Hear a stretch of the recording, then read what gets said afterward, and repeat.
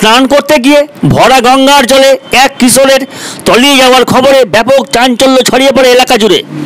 নিখোঁজ হয়ে যাওয়া কিশোরের নাম এজাজ শেখ, বয়স 15 বলে জানা গেছে। তার বাড়ি মুর্শিদাবাদের শামশেরগঞ্জ থানার সাহেবনগর গ্রামে। সূত্রের খবর, শনিবার দুপুরে ভরা গঙ্গায় এই কিশোর স্নান করার সময় হঠাৎ করে গভীর জলে তলিয়ে যায়।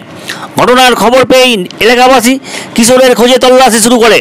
ঘটনাস্থলে ছুটে আসে শামশেরগঞ্জ থানার পুলিশ। ডুবুরি টিমকেও খবর দেওয়া হয়েছে বলে জানানো হয়েছে। বিকেল পর্যন্ত ছেলেটির কোনো সন্ধান পাওয়া যায়নি। একটা আমার গ্রামেরই বাচ্চা ছেলে, 14-15 বছর বয়স, সে স্নান করতে এসে তলিয়ে যায়। নদীর যা গভীরতা, আমরা এর আগে স্নান করেছি, তাতে এই গভীরতা ছিল না। গত 2 বছর থেকে দেখছি প্রায় 20-30 ফুট গভীরতা। যে কোনোভাবে হোক বাচ্চা ছেলে বুঝতে পারেনি, স্নান করতে নেমেছে, সেই মুহূর্তেই তলিয়ে যায়। কিছু লোক বাঁচাবার চেষ্টা করেছিল, সেটাও কুলিয়ে উঠতে পারেনি। এখন কি আপনারা ভূমিকা নিচ্ছেন?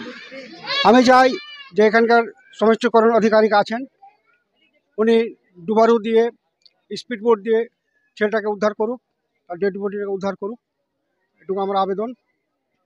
তাছাড়া গরিব মানুষ, তার বাবা একটা ভ্যানে করে ফল বিক্রি করতো, তার সঙ্গে হিসাবেও থাকতো, সহযোগিতা করতো। বাচ্চাটা এমনি প্রাইমারিতে পড়তো, এই মুহূর্তে পড়তো কিনা আমার সঠিক জানা নেই। তো বাবাকে সহযোগিতা করতো বাবুর সাথে। প্রায় 9খানা-10খানা তার ফ্যামিলিতে বাচ্চা রয়েছে, সে এখন নিরুপায়। আমি চাই সরকারের কাছে, প্রশাসনের কাছে, প্রশাসকের কাছে কিছু তার ফ্যামিলিকে সহযোগিতা করার জন্য। আমার নাম কেতাবউদ্দিন খান। ফলবেস্তি স্কুলে যেত না। আপনার ছেলে? বয়স কত? 16 বছর। নাম কি ছেলের? মিরাজ। ইজাজ? মিরাজ। ও বাবা বললো ইজাজ, ইজাজ বললো মিরাজ। মিরাজ, আচ্ছা আচ্ছা, ঠিক।